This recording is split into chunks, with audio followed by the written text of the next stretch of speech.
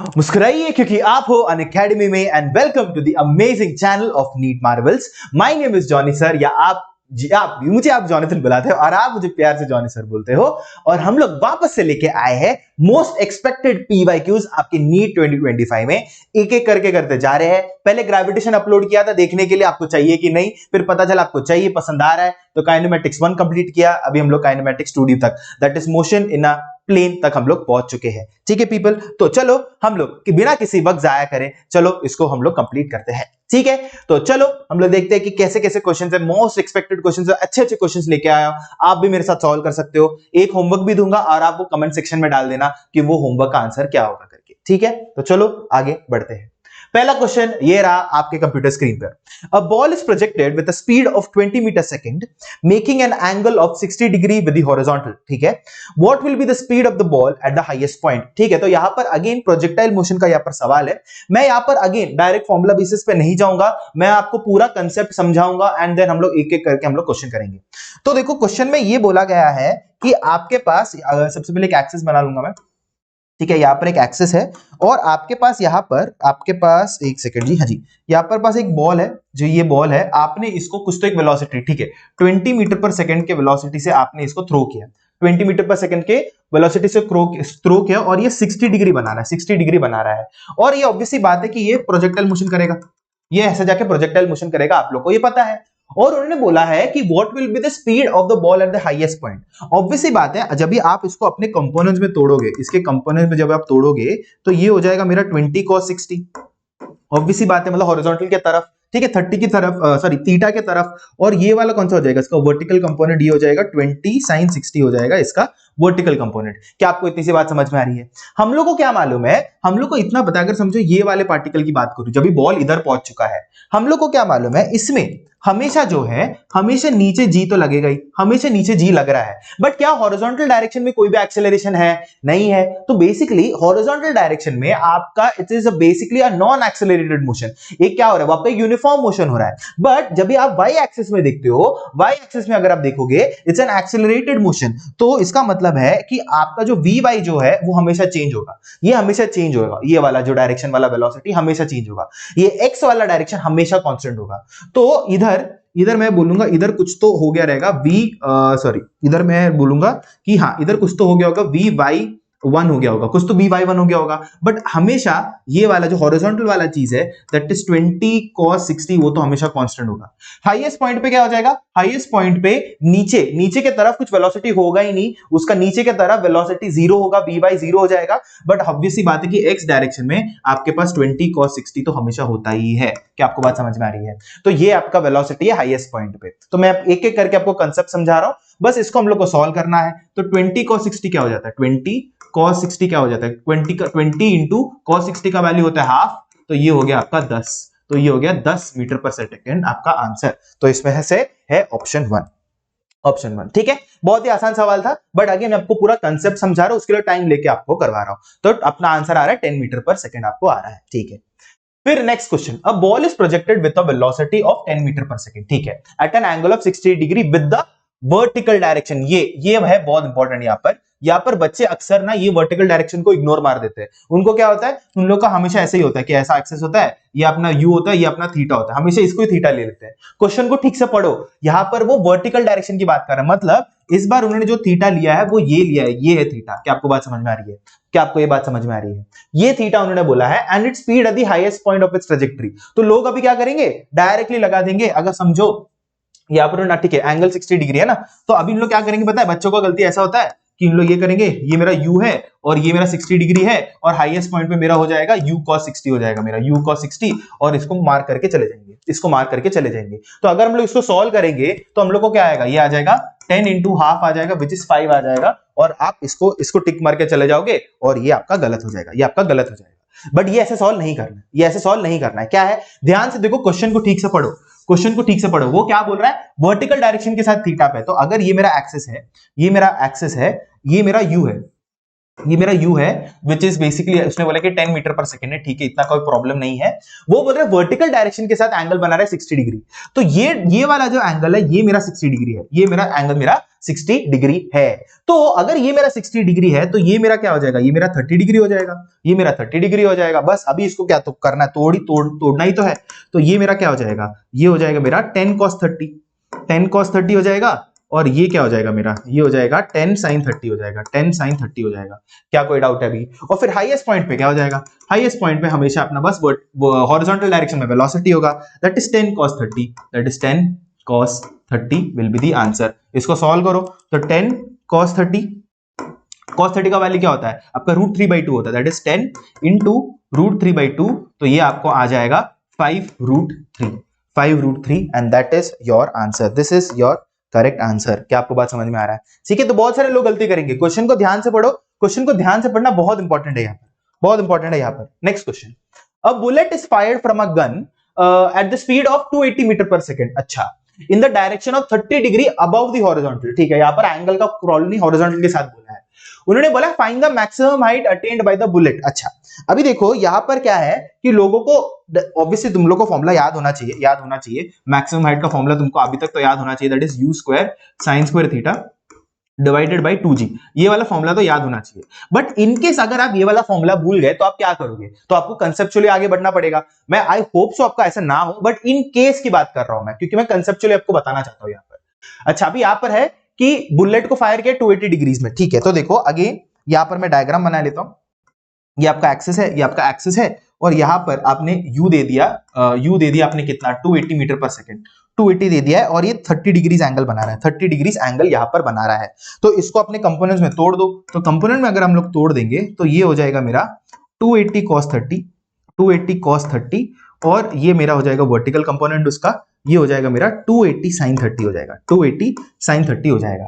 अभी उन्होंने बोला है कि फाइंड द मैक्सिमम हाइट ढूंढना है। अभी एक बात बताओ, क्या ये वाले हॉरिजॉन्टल कंपोनेंट की वजह से कभी भी कुछ हाइट आ रहा है क्या? नहीं आएगा, हमेशा ये वाले इसकी वजह से ही हाइट आएगा ना। ऑब्वियसली ये बात, ये तो एकदम ऐसा जमीन में घसीटते जा रहा है, तो ये वाला वेलोसिटी का कुछ भी काम है क्या हाइट में? नहीं है। मैक्सिमम हाइट क्या देगा, ये देगा मैक्सिमम हाइट, यही तो देगा ना ये वाला वेलोसिटी। इट्स बेसिकली अगर ऐसा जाएगा तो ये आपका मैक्सिमम हाइट, इधर तक पहुंचाने का काम किसका होगा, इधर तक पहुंचाने का काम 280 sin थीटा का होगा, 280 sin थीटा का। और सिंपल सी बात है, अगर आप किसी चीज को ऐसा फेंकते हो तो ऊपर जाके इसका मैक्सिमम हाइट में वेलोसिटी 0 हो जाता है वो इंस्टेंट पे। देखो जब मैं फेंकता हूं, ऑब्वियस सी बात है उधर जाके उसका क्या हो रहा है, वेलोसिटी मेरा 0 हो रहा है। तो इसी बात का तो मुझे फायदा उठाना है। तो मतलब बेसिकली मैं बोलूंगा कि ये वाले पॉइंट पे मेरा जो v फाइनल हो जाएगा वो मेरा 0 हो जाएगा, और इनिशियल वेलोसिटी मुझे पता है, और एक्सेलरेशन मुझे पता है हमेशा नीचे g लगेगा। बात खत्म, इतना ही था बस, और कुछ नहीं। अभी देखो इसको सॉल्व करते हैं। मैं यूज करूंगा v² - u² is equal to 2as वाला इक्वेशन यूज करूंगा। क्या आपको बात समझ में आ रही है? और यहाँ पर s जो है ये है मेरा डिस्प्लेसमेंट, ये है मेरा s, विच इज बेसिकली मेरा मैक्सिमम हाइट की बात कर रहा हूं मैं यहाँ पर। तो v² मेरा फाइनल वेलोसिटी 0 हो गया, तो ये तो पूरा 0 हो गया, ठीक है भाई। माइनस ऑफ u² मेरा क्या है, इसका स्क्वायर हो जाएगा, दैट इज 280 sin 30 का स्क्वायर। तो ये हो जाएगा 280 into sin 30 का square is equal to 2 into minus G, क्योंकि हमेशा जी नीचे लगता है तो मैं माइनस जी लूंगा, और मैं इसको मैक्सिमम हाइट h बोल देता हूं। क्या आपको बात समझ में आ रही है? ठीक है, अभी इसको सॉल्व कर लेते हैं। 280 इंटू साइन 30 क्या हो जाएगा, साइन 30 मेरा हाफ होता है, तो 280 का हाफ करना है, तो ये हो जाएगा मेरा 280 का हाफ, दैट विल बी मेरा 140 का स्क्वायर, बट माइनस साइन है बाहर, is equal to minus of 2g into h। क्या आपको बात समझ में आ रही है? अभी इसमें मेरा ये देखो, ये माइनस माइनस कैंसिल हो जाएगा, ये हो जाएगा मेरा 140 का स्क्वायर, तो मैं 140 इंटू 140 लिख देता हूं, डिवाइडेड बाय 2 इंटू 10 हो जाएगा, is equal to maximum height. अब मैंने g का वैल्यू यहाँ पर मैंने 10 लिया है, इवन दो क्वेश्चन में 9.8 बोला है, हम लोग को जल्दी जल्दी कैलकुलेशन करना, और देखो ये वैल्यूज दूर दूर भी है तो हम लोग इसको सॉल्व कर भी सकते हैं। तो यहाँ पर ये क्या हो जाएगा, देखो सिंपल सी बात है, ये 0 से ये 0 कट गया, ये 2 1 जार, ये हो जाएगा 2 7 जार, बस 14 इंटू 7 करना है, बस 14 इंटू 7 कर दो। देखो 14 इंटू 7, 7 4 28, 7 1 7, ये हो जाएगा 98। तो ये इसमें मैक्सिमम हाइट मुझे आ रहा है 980 मीटर मुझे आ रहा है, 980 मीटर मुझे आ रहा है। तो ये मेरा आंसर है। तो देखो 980 मीटर अपना सबसे पास अपना 1000 मीटर है, तो ये अपना परफेक्ट आंसर हो गया, ये अपना परफेक्ट आंसर हो गया। ठीक है, क्या कोई डाउट है अभी तक? क्या कोई इधर तक डाउट है? ठीक है, तो हम लोग को आंसर मिल चुका है 1000 मीटर्स। ठीक है, तो चलो हम लोग आगे बढ़ते हैं। फिर a particle is executing uniform circular motion with velocity v and acceleration a, which of the following is true? ठीक है, अभी यूनिफॉर्म सर्कुलर मोशन में ना लोग हमेशा कंफ्यूज हो जाते हैं ये यूनिफॉर्म में, जब भी यूनिफॉर्म वर्ड देखते हैं उनको लगता है कि जो एक्सेलरेशन है वो आपका जीरो है, नहीं, बट ये गलत है, ये गलत है।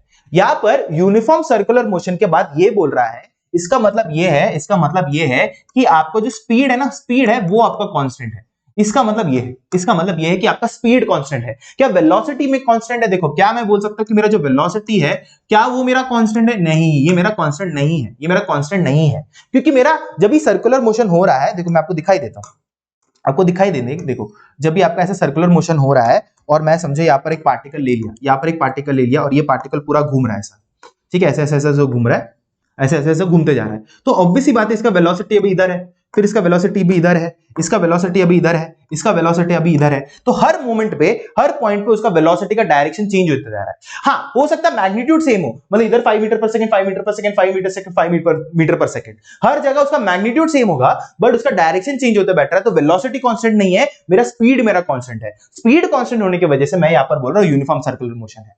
और मेरा एक्सेलरेशन क्या होता है? मेरा एक्सेलरेशन होता है rate of change of velocity होता है, यही तो होता है, rate of change of velocity तो होता है।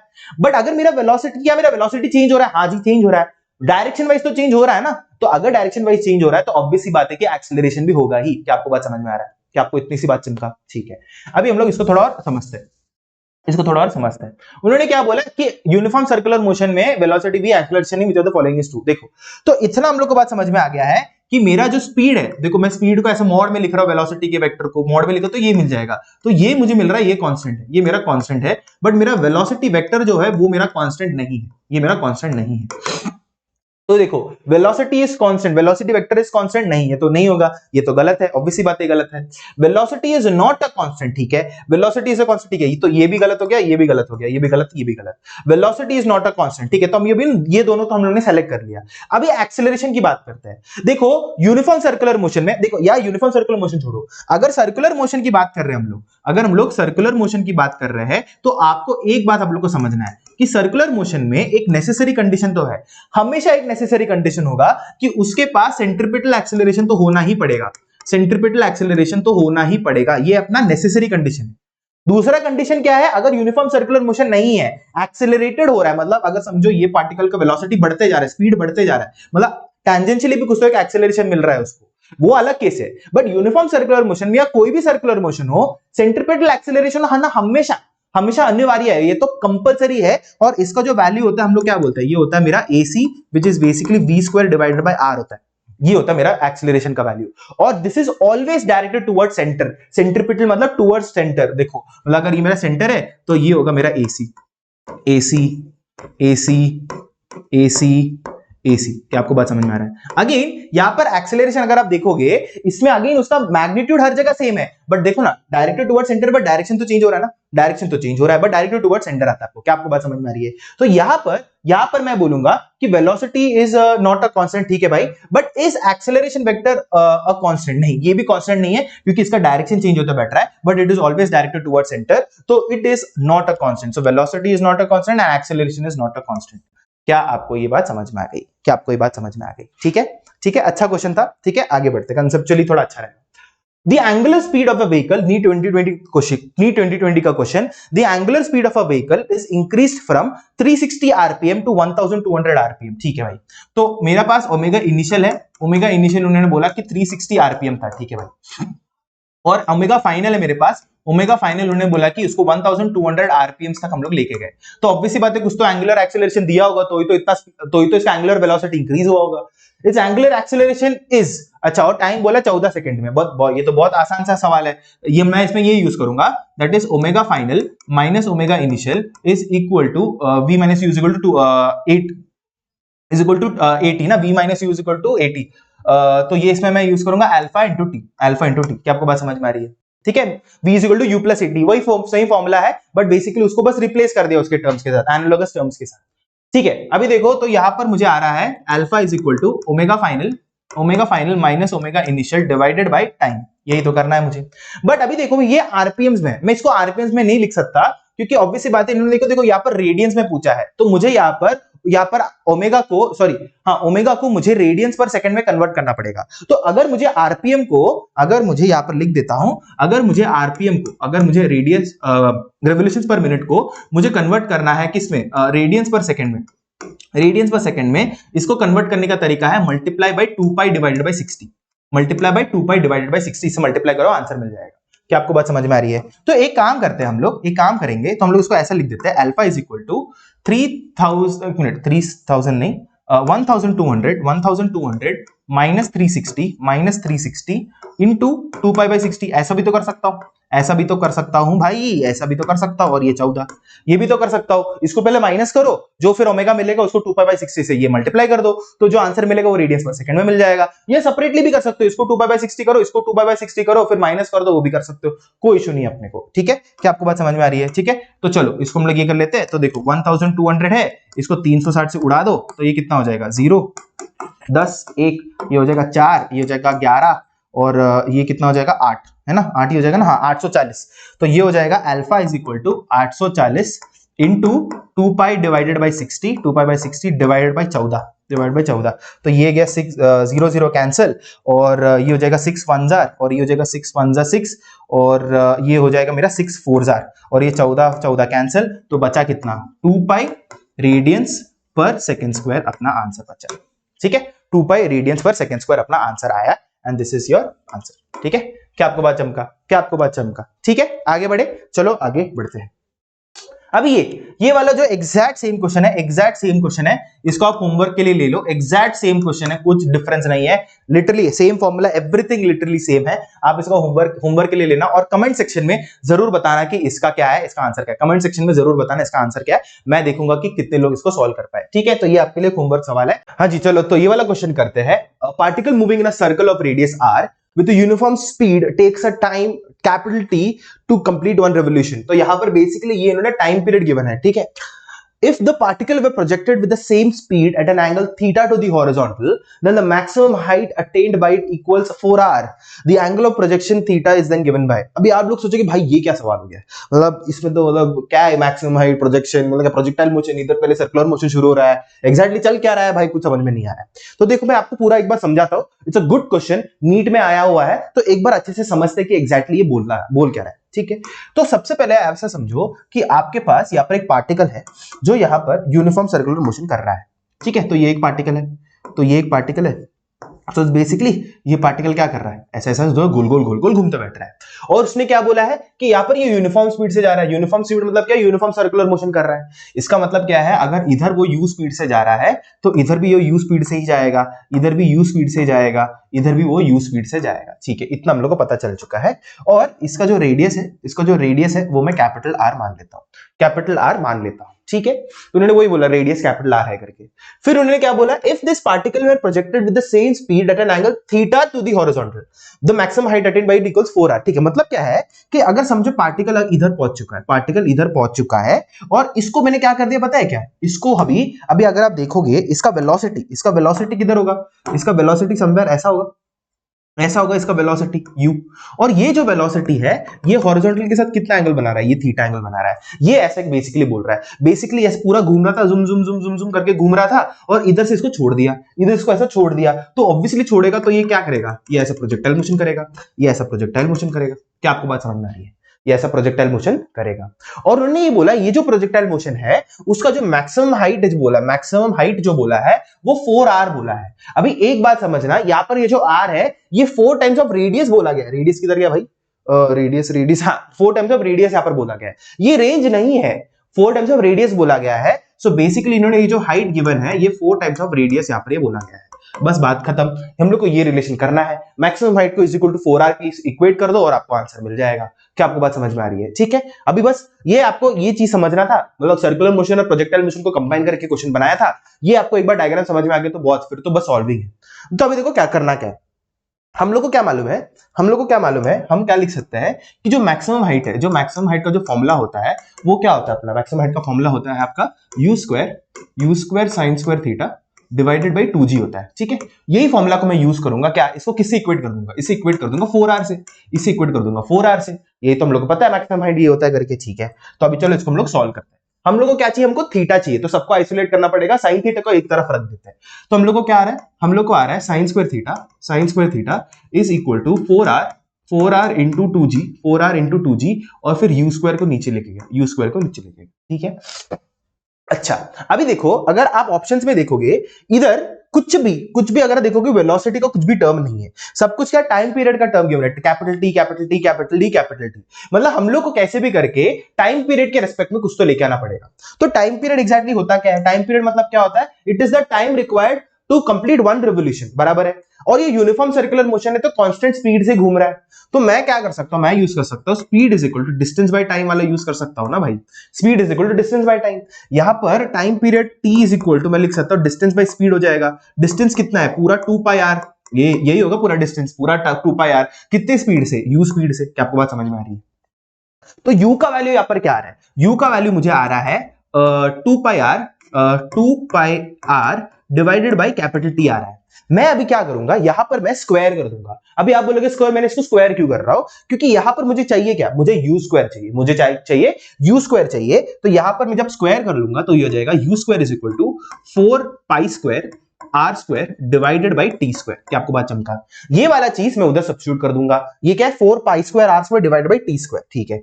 तो ये हो जाएगा sine square theta is equal to 4r into 2g divided by, यहां पर मैं u स्क्वायर के बदले में लिखूंगा 4 pi square r square, 4 pi square r square, और t स्क्वायर ऊपर चला जाएगा, तो ये हो जाएगा t स्क्वायर इधर। क्या आपको बात समझा, क्या आपको ये बात चमका? ठीक है। तो यहां पर क्या क्या चीज कट रही है, क्या क्या चीज कट रही है, एक बार देखो क्या क्या चीज कट रही है। आपको दिख रहा होगा 4 से 4 कट हो रहा है, r से एक r कट हो गया और फिर ये साइन स्क्वायर थीटा में स्क्वायर रूट ले लूंगा। मैं क्या लूंगा, स्क्वायर रूट ले लूंगा, तो मुझे मिल रहा है sine theta is equal to, इसको मैं ऐसे लिखूंगा 2g t square divided by pi square r square नहीं r, और इसका होल रेज टू हाफ, मतलब बेसिकली दोनों जगह क्या कर दिया, मैंने स्क्वायर रूट ले लिया। आपको समझ में आ रहा है? फिर इसको थीटा को आइसोलेट कर लो, थीटा को आइसोलेट करेंगे तो क्या मिल रहा है, theta is equal to sine inverse of 2g t square divided by pi square r whole raise to half. ये अपने को आंसर मिल चुका है, और ये आपका आंसर है, that is 2g t square pi square into r, ये आंसर है। और ये आपका हो जाएगा 2g t square pi square into r, that is option 4। क्या आपको बात चमका? ठीक है, ये बहुत ही अच्छा सवाल था, बहुत ही अच्छा था, क्योंकि इसमें बहुत सारे दोनों कंसेप्ट लग रहे थे। आप सबको समझ में आ गया होगा। ठीक है, हम आगे बढ़ते हैं। ओके, यहां पर है, अच्छा ये भी बहुत बढ़िया सवाल है, ये इसमें देखो मैं आपको एक चीज बताता हूं, ये आपका जो सवाल है ना, ये एक्चुअली आपका एनएलएम का सवाल है। ये आपका थोड़ा एनएलएम का कंसेप्ट भी आता है इसमें, मतलब काइनेमैटिक्स का ही है, बट एनएलएम का एक कंसेप्ट भी आता है। मैं आपको बताता हूं क्या है एग्जैक्टली। अभी ये जो सवाल है, obviously NEET undergraduate 2025 mock test से मैं उठाया हुआ है, और ये जो सवाल जो है ना, कि इसमें ना एक बहुत ही इंपॉर्टेंट कंसेप्ट लगता है यहाँ पर। इसको आप चाहिए तो बस 10 सेकंड में भी सॉल्व कर सकते हो, और चाहिए तो 3-4 मिनट लेके भी सॉल्व कर सकते हो। बट ऑब्वियसली बात है, हम लोग को 3-4 मिनट तो है नहीं, हम 10 सेकंड में सॉल्व करना चाहते हैं। बट मैं फिर भी आपको 3-4 मिनट लगा के पूरा सॉल्व करके दिखाऊंगा, क्योंकि कंसेप्ट समझना बहुत इंपॉर्टेंट है। अभी आप थोड़ा 3-4 मिनट लगा के सॉल्व कर लो, कंसेप्ट समझना बहुत इंपॉर्टेंट है। अभी 10 सेकंड में मैं इसको कैसे सॉल्व करूंगा, मैं बताता हूं एक बार। 10 सेकंड में कैसे सॉल्व करके देखो। पहले क्वेश्चन पढ़ते हैं। A car starts from rest and accelerates at 5 metre per second square. ठीक है, कार रेस्ट पे था और वो क्या 5 मीटर पर सेकंड स्क्वायर से एक्सेलरेट करना शुरू कर लिया। At t is equal to 4 a ball is dropped out of the window. बस बॉल को मैंने ड्रॉप कर दिया कार के विंडो से, कुछ वेलोसिटी नहीं, बस ड्रॉप कर दिया by a person sitting in the car.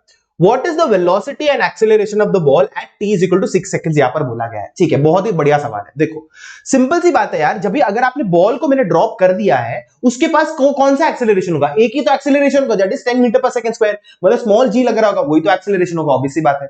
अभी आप बोलोगे नहीं सर, उसमें ना 5 मीटर पर सेकंड स्क्वायर का हॉरिजॉन्टल एक्सेलरेशन भी होगा। अबे पागल सुन, मैं क्या बोल रहा हूं कि अगर एक्सेलरेशन कभी भी हिस्ट्री लेके नहीं आता, वो वेलोसिटी देखता है।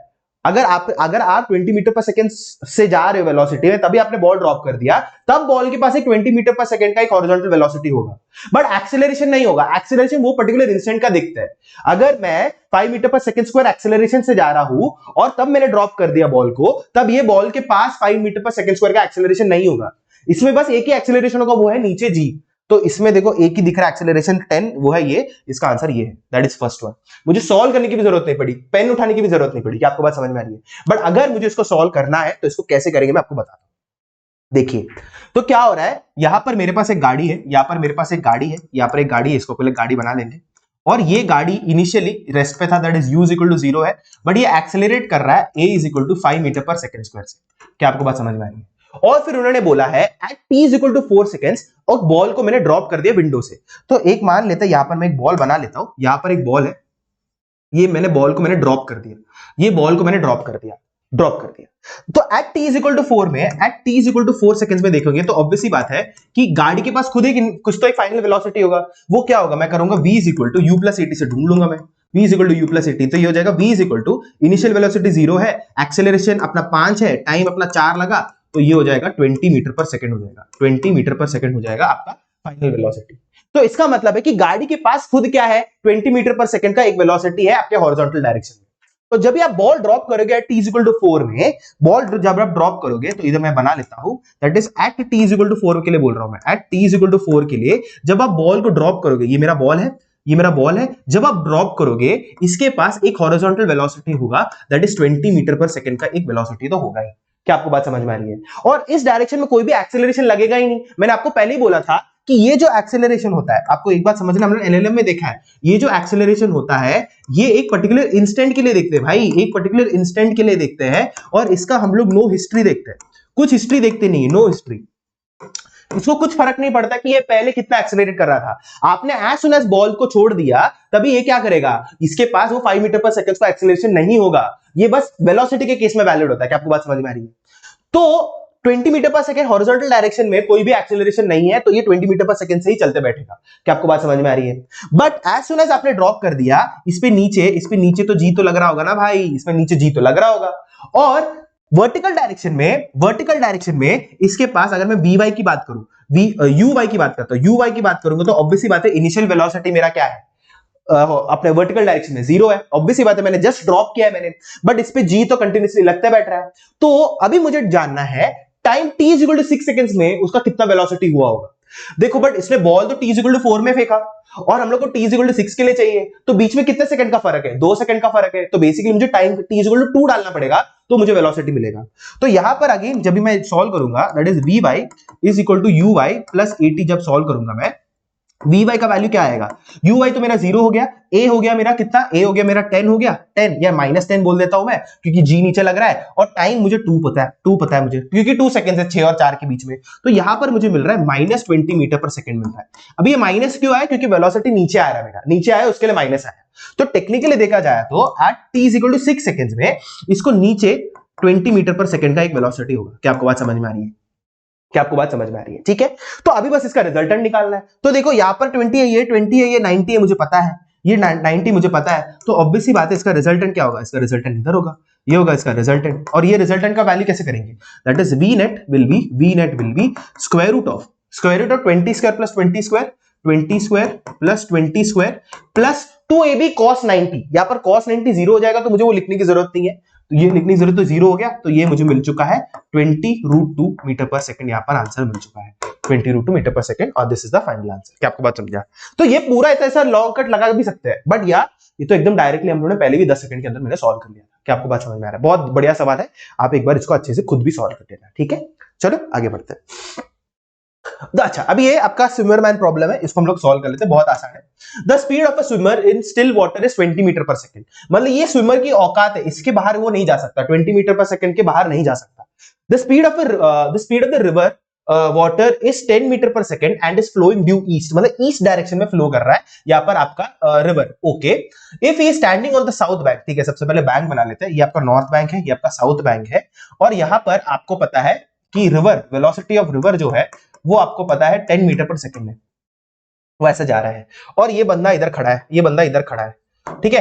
वो बोल रहा है कि if he standing on the south bank and wishes to cross the river along the shortest path, obviously बात है शॉर्टेस्ट पाथ हमेशा एक स्ट्रेट लाइन होगा, शॉर्टेस्ट पाथ क्या है, यही तो होगा उसका शॉर्ट पाथ, यही तो होगा शॉर्टेस्ट पाथ यही होगा।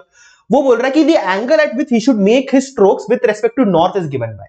देखो बहुत सिंपल सी बात है यार, अगर वो ये स्ट्रेट लाइन में ट्रैवल करना चाहता है और वेलोसिटी ऑफ रिवर इस तरफ है, तो सिंपल सी बात है कि उसको जो उसको ऐसा तैरना पड़ेगा, उसको ऐसा तैरना पड़ेगा ये थीटा एंगल के साथ, ऑब्वियस सी बात है उसको ऐसा तैरना पड़ेगा, ये हो जाएगा मेरा वेलोसिटी ऑफ मैन, ये हो जाएगा मेरा वेलोसिटी ऑफ मैन। वो जब ऐसा तैरेगा रिवर उसको इस तरफ लेके जाएगा तब वो तो स्ट्रेट ऐसे जा पाएगा ना, ऑब्वियस सी बात है, ये मेरा लॉजिक मुझे बताता है। अभी जब मैं इसको तोड़ दूंगा, उसके कंपोनेंट्स में जब मैं तोड़ दूंगा तो देखो इसको कंपोनेंट में तोड़ देते हैं, तो ये मुझे क्या मिल रहा है, ये मुझे मिल रहा है वीएम साइन थीटा यहां पर मिल रहा है, और ये हो जाएगा मेरा VM cos theta, VM cos theta यहां पर मिल रहा है। बात समझ में आ रहा है, थीटा की तरफ वीएम कॉस थीटा, थीटा के दूर वीएम साइन थीटा मुझे यहां पर मिल चुका। अभी देखो सिंपल सी बात है, मैंने उसके दोनों वेलोसिटीज को तोड़ दिया, VM cos theta VM sine theta में। अगर वो ये VM cos theta is the velocity जो उसको स्ट्रेट लाइन में लेके जाना चाहता है, बट ऑब्वियसली बात है वेलोसिटी ऑफ रिवर भी है यहां पर है, तो वेलोसिटी ऑफ रिवर को अगर मैंने कैंसिल आउट कर दिया तो ये वीएम कॉस थीटा की वजह से ये स्ट्रेट लाइन में ट्रैवल कर सकेगा। तो अगर वीआर को मुझे कैंसिल करना है, ये 10 मीटर पर सेकंड को कैंसिल करवाना है, तो ऑब्वियसली बात है मुझे वीएम साइन थीटा को 10 मीटर पर सेकंड के इक्वल करना पड़ेगा, तो ये एक दूसरे को कैंसिल आउट कर देंगे। क्या आपको बात समझ में आ रही है? ये आपको ट्रिक था। तो इट्स बेसिकली मैं बोल दूंगा that is VM sine theta is equal to 10 metre per second यहां पर आ जाएगा। क्या आपको बात समझ में आ रही है? वेलोसिटी ऑफ मैन मुझे पता है 10 होता है, तो यहां पर नहीं 10 नहीं है, sorry velocity of speed of swimmer यहां पर 20 है, तो ये हो जाएगा 20 sine theta is equal to 10, तो ये हो जाएगा sine theta is equal to half, और थीटा का वैल्यू मुझे पता है 30 डिग्री आना चाहिए यहाँ पर। क्या आपको बात समझ में आ रही है? तो आंसर यहाँ पर आएगा 30 डिग्री वेस्ट। क्या आपको ये चमका? क्या आपको ये बात चमका? ठीक है, बहुत ही आसान सवाल, आपको ये समझ में आ गया होगा। ठीक है, आगे बढ़ते हैं। What is the value of linear velocity if vector r is something and omega is this? अच्छा, ये एक्चुअली अगेन आपका रोटेशन का सवाल है ये, बट ठीक है मैं यहां पर करूं क्योंकि क्रॉस प्रोडक्ट और डॉट प्रोडक्ट आप लोगों को पता होना चाहिए। ठीक है, मुझे थोड़ा तबीयत खराब है यार, उसके लिए थोड़ा सा आपको आवाज थोड़ा डिफरेंस पता चल गया होगा। ठीक है, तो चलो इसको करते हैं। उन्होंने बोला कि लीनियर वेलोसिटी ढूंढने के लिए यहां पर बोला है। हम लोग को पता है लीनियर वेलोसिटी जो होता है that is v vector is equal to omega vector cross r vector होता है। कभी भी इसको ये मत बोलना this is equal to r vector cross omega vector, इसको कभी नहीं मत बोलना, ये इक्वल नहीं होते, ये इक्वल नहीं होते। मैग्नीट्यूड वाइज ऑब्वियसली इक्वल होंगे बट डायरेक्शन वाइज ये ऑपोजिट होता है, तो ये इक्वल नहीं है। हम लोग को लीनियर वेलोसिटी बोला गया तो ओमेगा क्रॉस r हमको करना पड़ेगा। तो अभी हम लोग ओमेगा क्रॉस r करेंगे कैसे? सिंपल सी बात है। अच्छा एक और बात है, यहाँ पर ना ये जो ऑप्शन है ये आपका 89 है, ये आपका सॉरी 8i नहीं है 89 है। ठीक है, अच्छा अभी देखो इसको हम लोग डॉट प्रोडक्ट कैसे करते हैं। सिंपल सी बात है, आपको ओमेगा क्रॉस r आपको करना है, ओमेगा क्रॉस r आपको करना है। कैसे करो? इसको पहले ऐसे डंडा मार दो, इधर i लिखो, इधर j लिखो, इधर k लिखो, इधर सबसे पहले ओमेगा का कोएफिशिएंट्स लिख दो। ओमेगा का क्या है? 5 है, -6 है, 6 है, फिर 3 है, -4 है, 1 है। क्या आपको बात समझ में आ रही है? अभी इसको सॉल्व कैसे करेंगे? सबसे सिंपल सी बात, पहले आई कैप लिखो, इधर आई कैप लिखो, फिर -j कैप लिखो, फिर k कैप लिखो, बस, और इधर थोड़ा जगह छोड़ दो, इधर थोड़ा जगह छोड़ दो, जगह छोड़ दो। देखो अभी देखो करना कैसे। आपको आई कैप के लिए सबसे पहले निकालना पड़ेगा। क्या करो? आई कैप को छुपा दो, आई कैप को छुपाने के बाद मल्टीप्लाई कर दो, तो ये इसके साथ मल्टीप्लाई होगा, ये इसके साथ मल्टीप्लाई होगा। -6 into 1 -6, -6 into 1 -6, minus of 6 into -4 -24, minus minus plus हो जाएगा, तो ये हो जाएगा 24। तो 24 माइनस 6 आपको मिल रहा है 18, तो ये हो जाएगा 18 आई कैप आपको मिल रहा है, 18 आई कैप। तो यहाँ पर एक ही ऑप्शन है जो ये है 18 आई cap plus 13j minus 2k। क्या आपको बात समझ में आ रही है? तो बाकी सबके लिए कैसे करेंगे देखो एक बार मैं दिखाता हूँ। जे कैप के लिए ढूंढना है तो क्या जे कैप को छुपा दो और फिर इसको और इसको मल्टीप्लाई कर दो, तो 5 इंटू 1 5 मिल रहा है, माइनस ऑफ, देखो हमेशा माइनस करना है, 6 इंटू 3 18, तो 5 माइनस 18 आपको मिल रहा है -13 मिल रहा है, तो यहाँ पर आप -13 लिख दो, बट माइनस माइनस प्लस हो जाएगा तो ये मिल जाएगा 13j कैप। तो ये भी तो ऐसे ही है 13j कैप। क्या आपको बात समझ में आ रही है? वैसे आप k कैप के लिए भी आप ढूंढ सकते हो। ठीक है, आगे बढ़ते हैं। ये आपका डॉट प्रोडक्ट के लिए है, ये डॉट प्रोडक्ट के लिए है। डॉट प्रोडक्ट इज बेसिकली आपका क्या होता है? आपका यहाँ पर इंस्टेंटेनियस पावर आपने बोला है, तो बेसिकली हम डॉट प्रोडक्ट मैं बताता हूँ कैसे करते हैं। इंस्टेंटेनियस पावर का फॉर्मूला होता है f डॉट v होता है, f डॉट v होता है आपका। तो f वेक्टर का और v वेक्टर का i कोएफिशिएंट्स, j कोएफिशिएंट्स और k के कोएफिशिएंट्स को मल्टीप्लाई कर दो, काम खत्म। तो 5 इंटू 10 50, ठीक है भाई, -3 इंटू 10 -30, ठीक है, और 20 इंटू 6 120, ठीक है 120, हो गया काम खत्म। 50 माइनस 30 20 120, तो ये आपको आ गया 140 आपको आ गया जूल्स पर सेकंड इनवर्स। तो ये आपका सी ऑप्शन आपका सही आ गया।